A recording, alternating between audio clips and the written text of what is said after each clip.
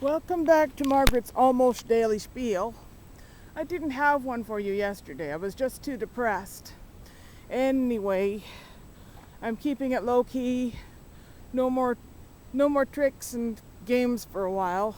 Although I did have some interesting ideas I was going to share with you, which I might do again eventually. I just left the library. I got a few good DVDs in my backpack. I got Addams Family, Ronan Martin's Laugh-In, first season of American Gods. I hope it's the first episode. Part of it was filmed at the House on the Rock in Wisconsin, which has the world's largest carousel, which is mostly composed of fiberglass mutants, of various creatures that have been taken apart and put together to create new animals. There are no actual horses. There's hippocampuses and unicorns, and there's a whole variety of things. And this thing is about the size of a football field. It has, 700 animals? Maybe not that many, but it is a place on my bucket list. And nobody is actually allowed to ride it, and except for maybe one or two lucky people at Halloween, like Neil Gaiman, the author of this book series. And he also wrote Coraline. I am a connoisseur of antique carousels. I could talk about them for hours, but that's beside the point. I have not been in a very good place mentally. How am I supposed to work and find a job when I have been an emotional basket case? I've just been crying like a baby all the time. It's ridiculous.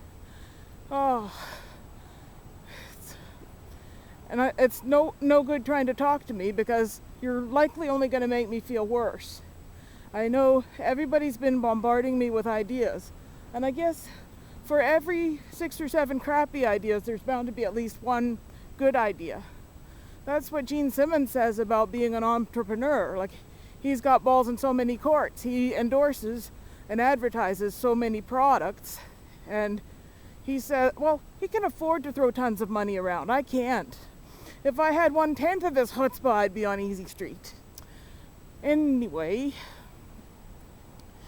I had a bit of an unpleasant situation these last couple of days.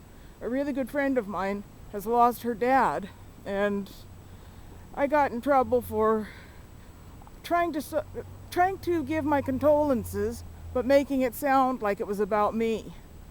Only reason I talked about my own parents was because I wanted to say, I know how you feel because I've been there. I'm not trying to make it about me. Everybody processes grief differently, and sometimes you have to give them space. Sometimes all you can do is give them a listening ear. Sometimes you can't say anything right. I know when Jeanette lost her mom, she drove into Collingwood or wherever it was, visit her Aunt Serafina. When she was getting into the car, her aunt said to her, "Now I want you to promise me 2 things. I want you to go and find yourself a job, and I want you to go and find yourself a man and have lots of children." Yeah, right. Jobs are hard enough to find. As for kids, we don't want them. We'd be lousy moms. We wouldn't survive, and neither would they.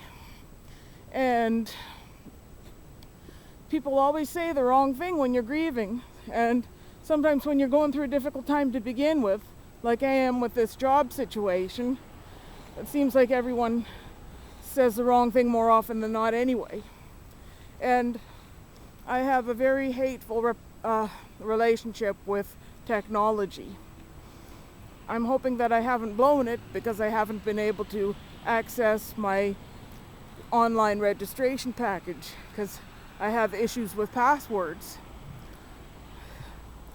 My friend Steve, who used to live in the old neighborhood, and now he's living in our new neighborhood. Nice coincidence that we both happen to migrate towards the same area.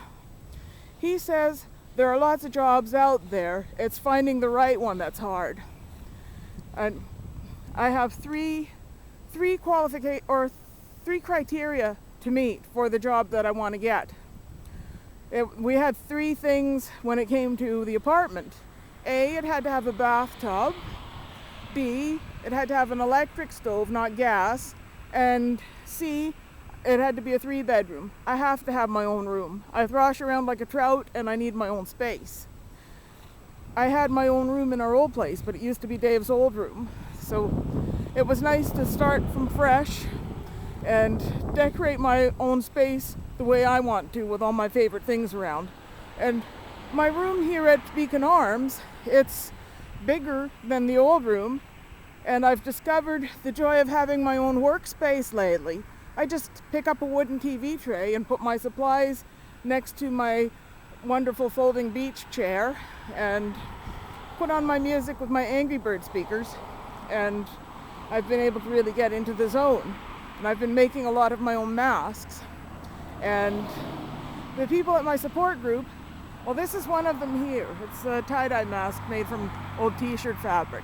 But I blasted through my stash. I have tons of fabric because I'm always quilting and crafting.